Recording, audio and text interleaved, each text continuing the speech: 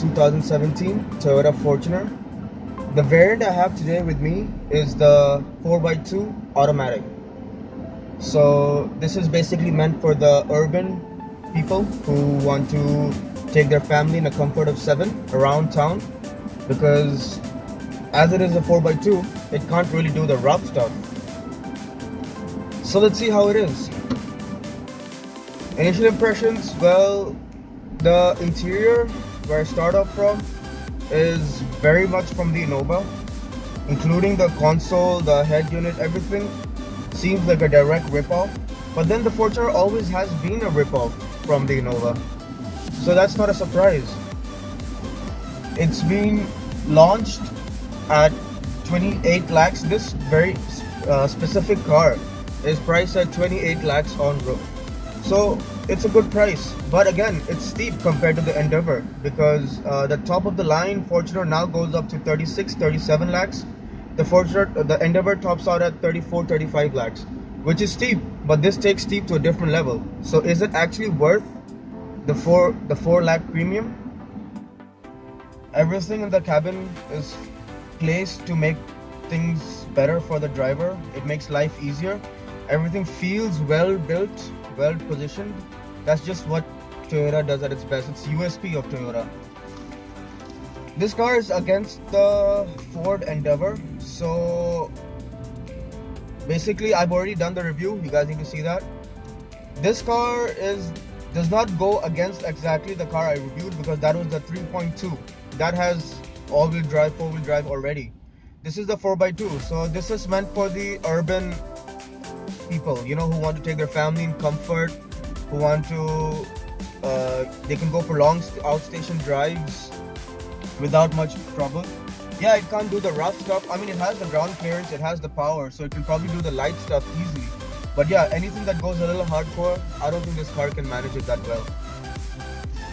So this car is the 2.8 automatic. It has 177 PS. It's got a 6-speed automatic with paddle shifts. I know, paddle shifts in an SUV. It's a little unheard of with this budget. But yeah, it's a cool thing to have. And it's pretty surprising that Toyota included it in the first place, because nothing else really has it. So it's definitely something cool.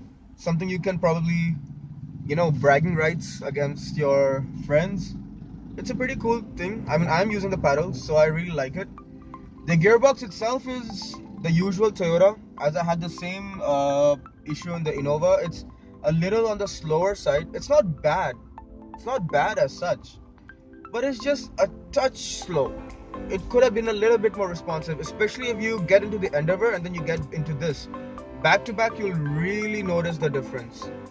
Again, I'm not saying that it's bad. It's just a little slow. Like gear shift quality, and the quality is fine. The shift time, that could have been better. But yeah, I mean, overall, again, see, you just have to cruise on this with your family, and I don't think shift time makes a world of a difference, as long as it just takes your family in good comfort.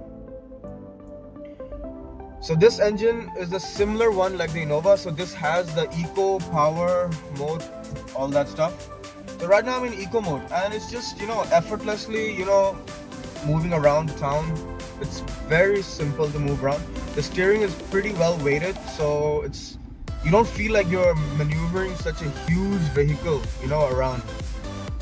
See, all these things is just, you've probably heard it in every review, you know, all the Toyotas do this. So it's just, this car just further emphasizes what Toyota does best. It's just amazing. So right now I'm in eco mode, and I think I'll shift it to power. Yeah, I'm in power. You can instantly feel the engine is much more eager. It's way more eager than what it was in eco mode. I mean, you can just feel like the engine pulls much more happily. In eco mode, it's all lazy. This is like where, you know, it picks up at heels and just dashes. Becomes from a dancer to Usain Bolt. Just takes off. Wow.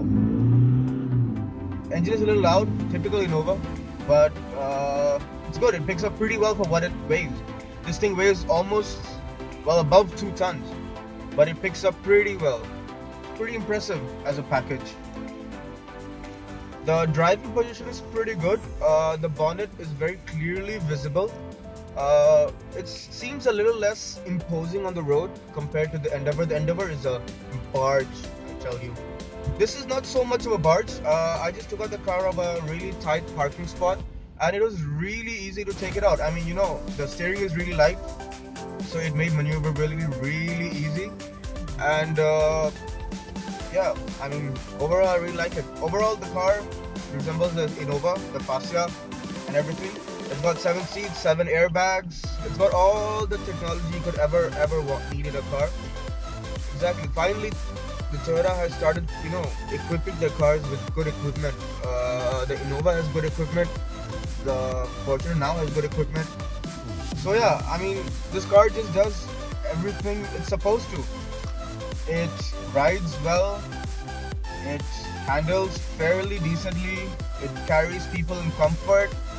It gives pretty good gas mileage. I've been reading around the internet, and the owners have been praising about all the fuel economy they have been getting.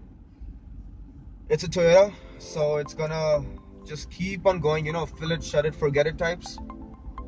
What else do you need? Yeah, the price is really steep. It could have been at least 2 lakhs, 3 lakhs cheaper than what it is. But hey, Toyota is always known to command a premium, and their cars are selling. So why would they sell it for something cheaper when they're getting an opportunity to earn more profits? I don't know.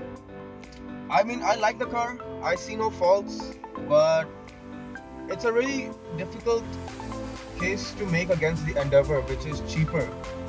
I mean, yeah, you've got cheaper running costs. You've got it's a newer model than the Endeavor, so it's fresher on the road. You get more attention on the road, but it's really confusing in this segment. I mean, it's really comes down to what you actually like. This could vary. Some people like the Endeavor more. Some people like the Fortuner more.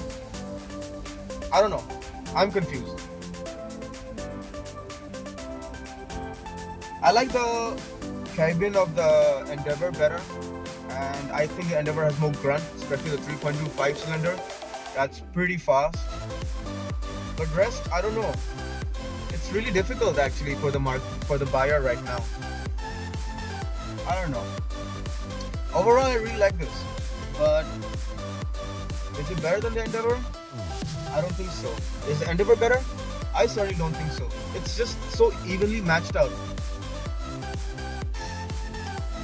I'll leave it to you guys. And on that note, thank you very much for watching. See you next week.